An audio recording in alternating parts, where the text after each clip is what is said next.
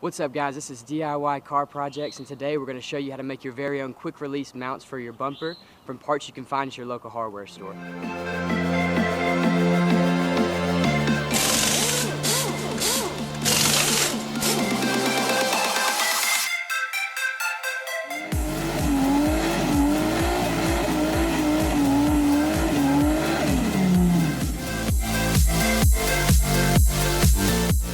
So quick release bumpers have become pretty popular.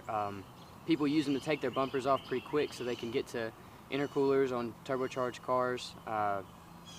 In our case, we're using them to take the bumper off to get to nothing on a 2-liter single overhead cam, naturally aspirated, 90 horsepower monster.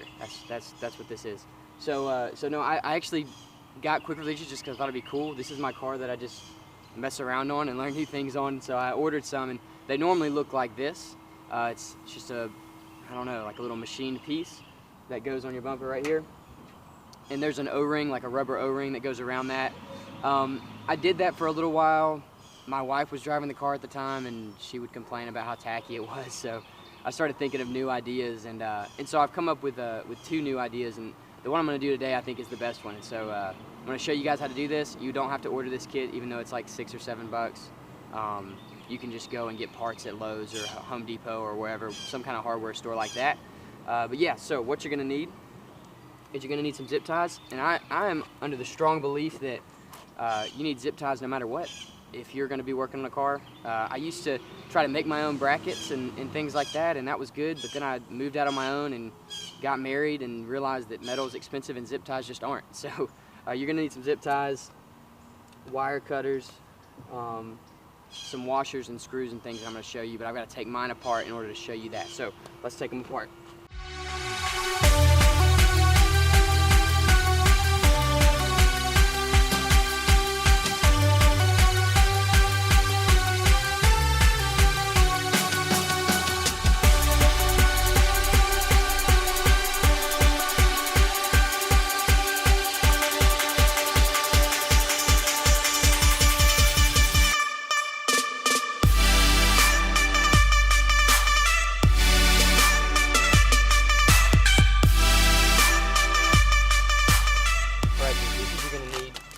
Like I said, you can get them at I don't know, like a home improvement store. But basically, you go to the hardware section, you need a screw and a nut. I use these hex heads, I just think they look better on the outside. I'm not sure the size, 8mm I think. The nut is a 10mm nut, so you need those. You get them based on the size of these things. Now, I have no idea what this is, but you can get it in the hard to find section, like in the little drawers. There's one that says hard to find. You can find these. It's a metal clamp with a rubber sleeve on it. And you just get them where they'll fit in there and won't be able to come through. And what you're going to do is you'll drill your holes, so you'll need a drill. You'll drill your holes in your fender and in your bumper. Start really small, like with a really tiny bit to get a pilot hole, and then use the bigger bit to drill it out. When you're drilling them, I wish I could show you this, but I've already done it. When you're drilling the hole, some sharp metal is going to come out and kind of get stuck. If you take the drill and run it around in a circle, it'll knock that off, and you'll be good to go. So we're going to take these, we'll fold it over like that to make a loop. We'll put the screw through on this side. We will push that onto the screw. And then, with these nuts, you're going to want to make sure they're nylon nuts so that they will lock.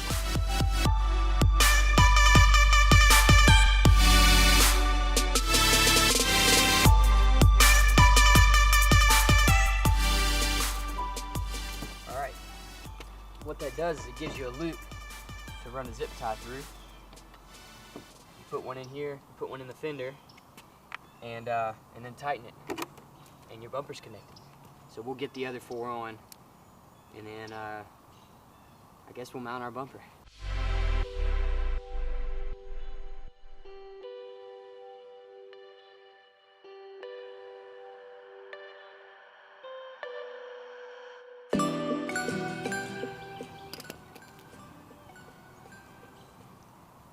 since the fenders are tighter, it's a smaller gap, I went ahead and ran that up and made that loop so that the mount would take shape a little better.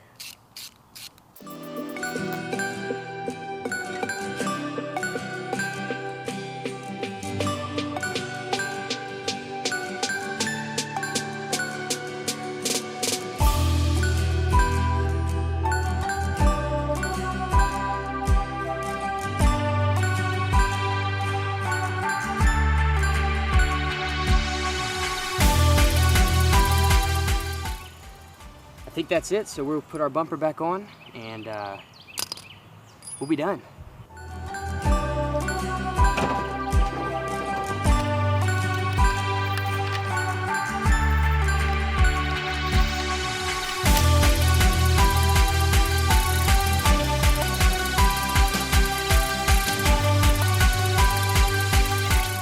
So now you're going to take 2 zip ties and you'll run them together.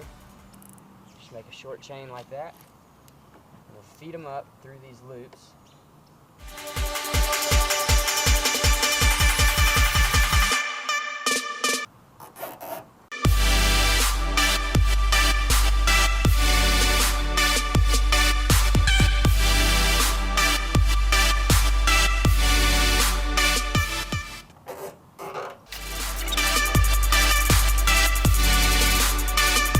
Trim it.